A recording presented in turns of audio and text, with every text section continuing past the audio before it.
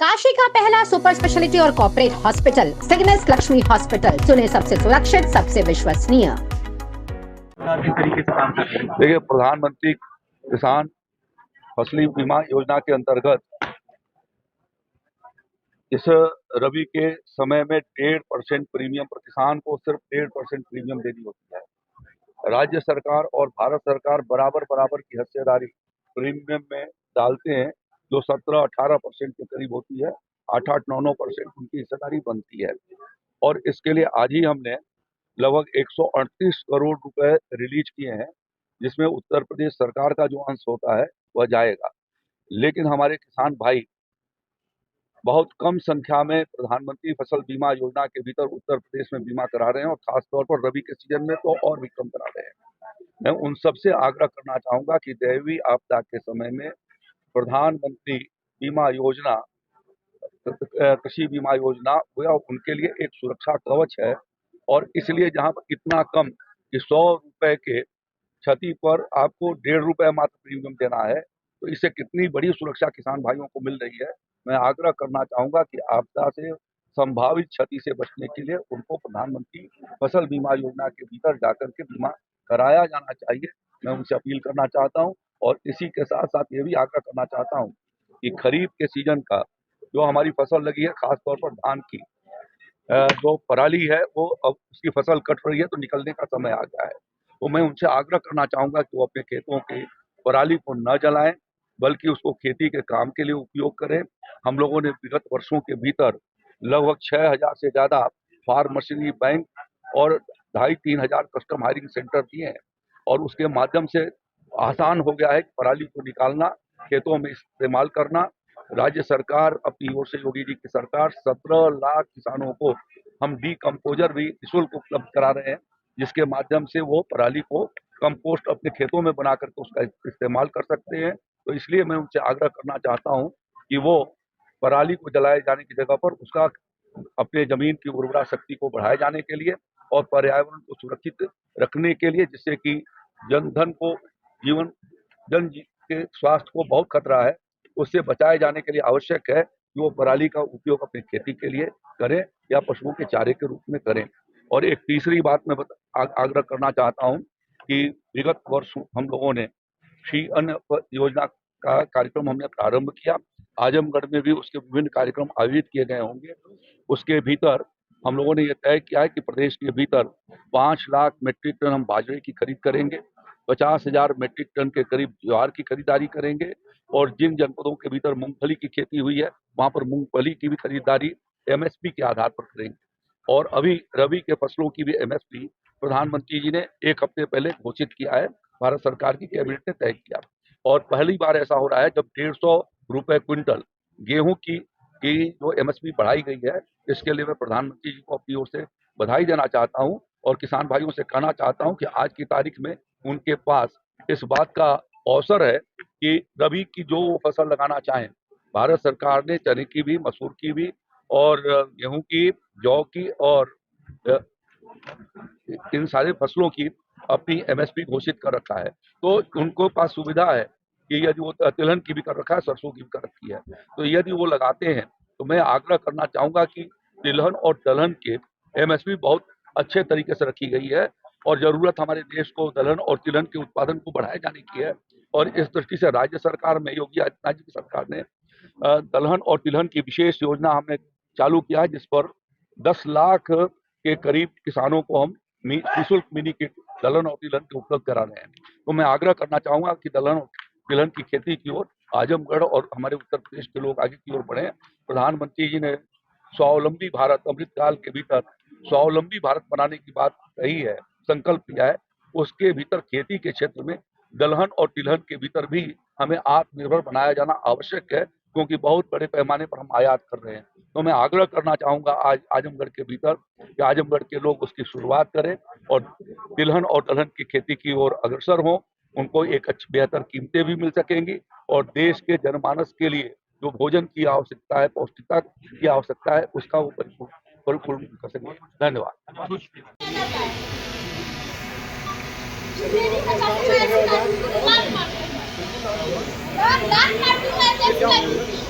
ये सब लोग राजनीति जो कर रहे हैं ना, मेरे समझ में आ रहा है। मैं उन्हीं के लिए राजनीति में आई, अपने दादाजी के लिए, उनके नाम के लिए आई। रुदल किया जाता है कि क्या ये अंजना हाईलाइट ना हो जाए। मैं प्रत्याग पत्र देती हूँ इस भारतीय जनता पार्टी को। आइए हम सारे लोग अपना दाहिना हाथ आगे करते हैं। आदरणीय मंत्री जी पंच प्रण की सबको शपथ दिलाएंगे। हम यहाँ से सभी लोग शपथ लेंगे। हमारे साथ गाड़ी आई है, हमारे साथ गाड़ी आई है। सम्मान क्यों किया गया? सरकार ने बोला पार्टी को बाद में भी नहीं बुलाया गया है। जहाँ मेरे दादाजी का मान नहीं है, नहीं जाना है, नहीं गाड़ी पर नहीं बैठे। मेरे पास गाड़ी है, मैं आगे चलिए। गाड़ी मंगा रही है, कौन नहीं आने दे रहा? सिर्फ मेरी वजह से उनका अपमान हो। हाउस में भी हम लोग टिके हुए थे, मंत्री जी के साथ हम लोग खुद ही चले वहाँ। अरे ऐसे मंत्री, ऐसे प्रधानमंत्री जो सिर्फ मंच पे फोटो खिंचवाने आते हैं, ऐसे मंत्री को और ऐसे पार्टी को सबको मल्लात मारते हैं। बाद में भी जो है बुलाना चाहिए था। सिर्फ मोदी योगी जी की वजह से मैं पार्टी से जुड़ी, ताकि मेरे बाबा को इंसाफ मिलेगा जो नहीं मिला। लेकिन आज भी वही हाल है। आज हम यादव होकर के जो है क्या नाम की भाजपा में चल रहे हैं, आज के वजह से सगड़ी नहीं, पूरे जिले का अपमान है। पूरा जिले का सगड़ी का पूरा अपमान किया गया। मैं भारत के प्रथम वीर चक्र विजेता शहीद सौदागर सिंह की पौत्रवत हूँ। क्या वजह? यहाँ सबका नाम लिया जाता है, उनका नाम लेने में क्यों किसी को शर्म आती है? तो क्या वजह? क्या भारत 3 लड़ाइयाँ जिन्होंने जो देश के लिए शहीद थी, उनका नाम तक नहीं लिया जाता। आप भाजपा से भी जुड़े हैं? जी हाँ, मैं भाजपा की जिला महामंत्री हूँ, इसीलिए काटा जाता है। किसका नाम नहीं लिया गया? अमर शहीद सौदागर सिंह के बारे में आप लोग पढ़ लीजिए। अब कौन अभी क्या सम्मानित नहीं किया गया? ले आ रहे पुलिस वाले आपको? पता नहीं कहाँ ले जा रहा है। मुझे घर सम्मानित नहीं किया गया। मुझे सम्मान नहीं चाहिए, मुझे मेरे दादाजी का सम्मान चाहिए। मैं उनकी सम्मान के लिए लड़ती हूँ, अपने सम्मान के लिए नहीं। सम्मान खुद कमाया जाता है। दोषी की किसको मान रहे हैं आप? पता नहीं कौन दोषी है, मुझे नहीं पता। चाहते क्या आप? मरे हुए मैं आज ही रिजाइन देती हूँ, मुझे अभी रिजाइन चाहिए।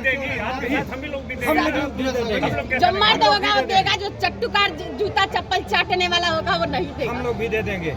हम चट्टूकारता नहीं करते किसी को, अपने काम से आगे बढ़ते हैं। इसीलिए हम लोग वहाँ से उतर के आया हूँ। हमको चट्टूकारता नहीं करनी किसी को, हम काम करते हैं। बीजेपी योगी मोदी की वजह से आने नहीं दे रही है। हम अपने घर जाएंगे। हाँ, अपने घर जाएंगे। क्यों नहीं जाएंगे? बिल्कुल जाएंगे। मुख्यमंत्री मेरे पास फोन कर रहा है, मुझसे पूछ रहा है, ये लोग इनकी इतनी हिम्मत हो गई कि ये लोग सम्मान नहीं दे रहे हैं मेरे दादा को। आपको लगता है कि मंत्री जी आपको बोला कि आप मंत्री जी की गलती नहीं, जो लिस्ट बनाया उसकी गलती है ना। क्या शहीद सौदागर सिंह को पूरे देश में लोग जानते हैं, क्या जिले के लोग नहीं जानते? मुख्यमंत्री मेरे पास फोन कर रहा है, मुझसे पूछ रहा है, ये लोग इनकी इतनी हिम्मत हो गई कि ये लोग सम्मान नहीं दे रहे हैं मेरे दादा को। आपको लगता है कि मंत्री जी आपको बोला कि आप मंत्री जी की गलती नहीं, जो लिस्ट बनाया उसकी गलती है ना। क्या शहीद सौदागर सिंह को पूरे देश में लोग जानते हैं, क्या जिले के लोग नहीं जानते? जिला की महामंत्री महिला मोर्चा का है अंजना सिंह, जो जियनपुर के रहने वाली है। महामंत्री जिला आजमगढ़ महिला मोर्चा की महामंत्री है। महामंत्री हैं। शहीद सौदागर अभी सिंह है। शहीद सौदागर सिंह जी जो है ये हैं, ये ऐसा किया गया। शहीद सौदागर पुत्र बहू है। दादाजी को सम्मान इसलिए नहीं दिया जाता है कहीं अंजना आगे न बढ़े। और मैं सिर्फ अपने दादाजी के सम्मान के लिए बीजेपी में आई कि बीजेपी में शहीदों का सम्मान किया जाता है, उनकी पार्टी का सम्मान किया, महिलाओं का सम्मान किया जाता है। यही सम्मान हो रहा है ना। लेकिन यहाँ राजनीति की जाती है, राजनीति की जाती है। अंजना सिंह जो जियनपुर के रहने मैं वाली जिले की महामंत्री हूँ, महिला जिला आजमगढ़ महिला मोर्चा की महामंत्री है। महामंत्री हैं। शहीद सौदागर अभी है। सिंह शहीद सौदागर सिंह जी जो है ये हैं, ये ऐसा किया गया।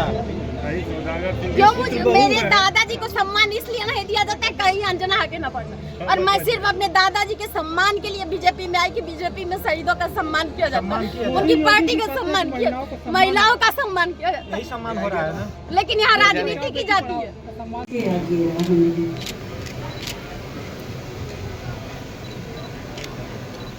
के हमारे मुख्य अतिथि और विशिष्ट अतिथियों के द्वारा मां वीणा पानी से ये प्रार्थना जनपद आजमगढ़ के परम सम्मानित अध्यक्ष परम आदरणीय श्री कृष्ण पाल जी, निवर्तमान सम्मानित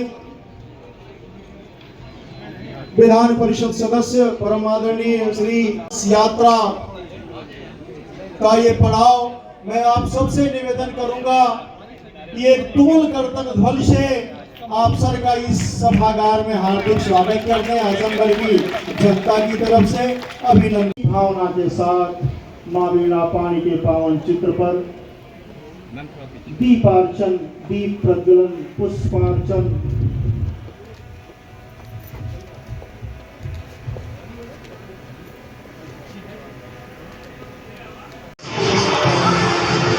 आपका कहाँ है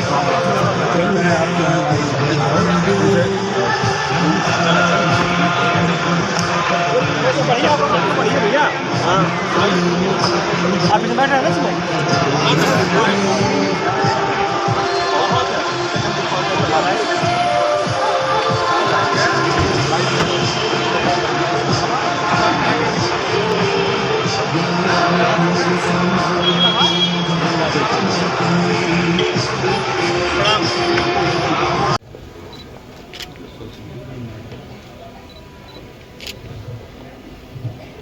करेण वीणां परिवादयन्तीं तथा जपन्तीं अपरेण मालां मलाल पृष्ठासन सन्निविष्टां सरस्वतीं तां शीर्षां नमामि। सरस्वतीं तां शीर्षां नमामि।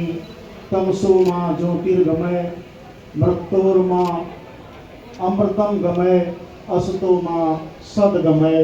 ये भावना आजमगढ़ जनपद में मेरा माटी मेरा देश कार्यक्रम के अंतर्गत आज जो पिछले 1 सितंबर से जिस कार्यक्रम की शुरुआत की गई थी अमृत कलश की, आज आजमगढ़ जनपद में उसका एक तरीके से समापन होकर के अब वो राजधानी की ओर जा रहा है। आजमगढ़ जनपद के सभी गांव से और लगभग प्रत्येक परिवार से वहाँ एक मिट्टी और चावल का अक्षत कलश के भीतर इकट्ठा किया गया। सभी ग्रामवासियों ने, हमारे वहाँ जो प्रांतीय रक्षा दल के या होम गार्ड्स के जवान थे, उन सब लोगों ने या गांव के भीतर रहने वाले जो युवा थे, सबने मिल करके इस अमृत कलश का अपने गांव में भ्रमण कराया। बहुत ही बेहतर तरीके से आयोजन करके उसको विकास खंड तक पहुंचाए और विकास खंडों के बाद आज वो आजमगढ़ जिला मुख्यालय पर आया है, जो कल हमारे उत्तर प्रदेश की राजधानी लखनऊ के लिए यहाँ से प्रस्थान कराई जाएगी। अमृत